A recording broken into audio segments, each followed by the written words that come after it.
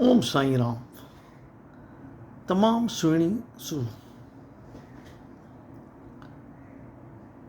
जेको रक्षाबंधन आहे न, उहो त्योहारु मूंखे ॾाढो वणंदो आहे।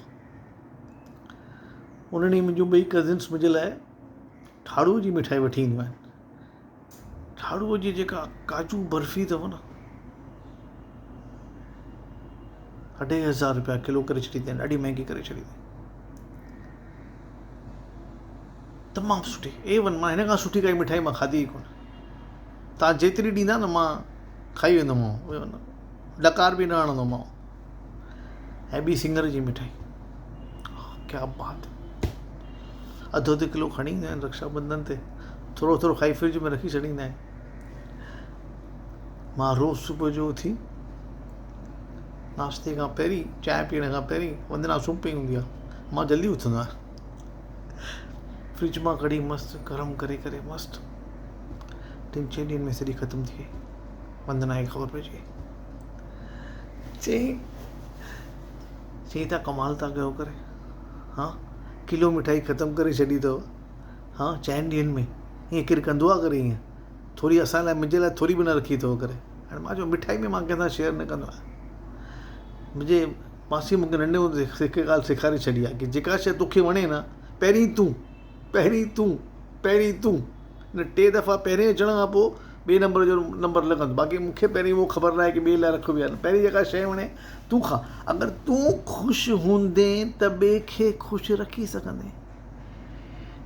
अगरि तूं ई दुखी आहीं त ॿिए खे ख़ुशी कीअं ॾेई सघंदे? वंदना खे जाम गुस्सो अची वियो।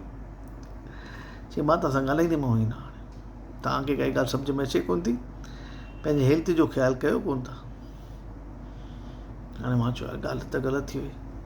न ॻाल्हाईंदी त 4-6 कलाक न ॻाल्हाए त ठीकु आहे, पर अगरि वधीक वक़्तु हलियो त पोइ मामिलो गड़बड़ आहे। 4-6 कलाक शांती रही सघंदी आहे, उन खां पोइ तूफ़ान अची वेंदो। त पोइ मां चयोमांसि ठीकु आहे, अॻिते खां मां हाणे कसम थो खणां त पंहिंजनि पैसनि सां मां काई बि मिठाई न वठंदुसि। हाणे हुनखे ॻाल्हि सम्झ में आई अलाए न आई, चई ठीकु आहे, वरी बि ॻाल्हि चई आण मनी, झगड़ो टुटो। मां वरी ॿिए ॾींहुं सभिनी कज़िन्स खे, पंहिंजे फ्रेंड्स खे SMS करे छॾियो, WhatsApp ते मैसेज करे छॾियो, मुंहिंजे जोइ सां झगड़ो थियो अथव। अॼु खां पोइ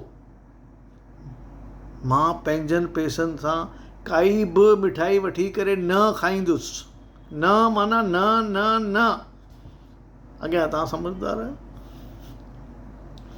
हाणे जॾहिं बि कंहिंजे घर वञूं, पहिरीं उहो बिस्किट पाणी रखंदा हुआ, हाणे अचण ताईं पहिरीं मिठाई, मानी खाइण खां पोइ ॿी मिठाई, कज़िन वटि वञूं पहिरीं मिठाई, असांजे घर अचनि पहिरीं चिड़ा विड़ा खणी ईंदा, हाणे सभु बंदि, सभु मिठाई खणी ईंदा। वंदना सम्झी वई, चई तव्हांजी काई चालाकी आहे। मां चयो ठीकु आहे, हाणे जेतिरा ॾींहं खाधो सो खाधो। बकरे जी मां घणा ॾींहं कैश मनाईंदी। मां चयो ठीकु आहे भाई, जेका बंदि थो कयां करे। पोइ इन जो हाणे मां हिकु ॿियो सोल्यूशन कढी रखियो थी मां। तव्हांखे अगरि मिठो खाइण ते दिलि हुजे न, त गुड़ जी मिठाई, गुड़ जी चिकी खाओ। मिठाई न, गुड़ जी चिकी तमामु सुठी।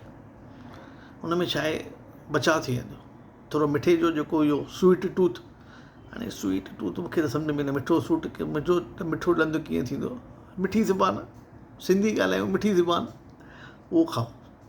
ॿियो हिकिड़ो तव्हांखे तमामु सुठी मां थो ॻाल्हि ॿुधायां। गोवा में हिकिड़ो कारो गुड़ मिलंदो अथव, 300 रुपए जे आसपास किलो अथव। मापसा जे मार्केट में त पक मिलंदो आहे। मापसा जो वॾो मार्केट अथव, हुते कंहिंखां बि पुछंदा मिलंदो अथव करे। उहो त कारो गुड़ हेल्थ लाइ बि सुठो अथव। हुन में चवंदा आयरन बि वधीक आहे, ऐं थोरो ई खाईंदा न, तव्हांखे लॻंदो चॉकलेट खाधो। त तव्हांजी जेका मिठी जी जेका आस आहे, उहा आस बि पूरी थी वेंदी। चओ ओम साईं राम, ओम साईं राम, ओम साईं राम।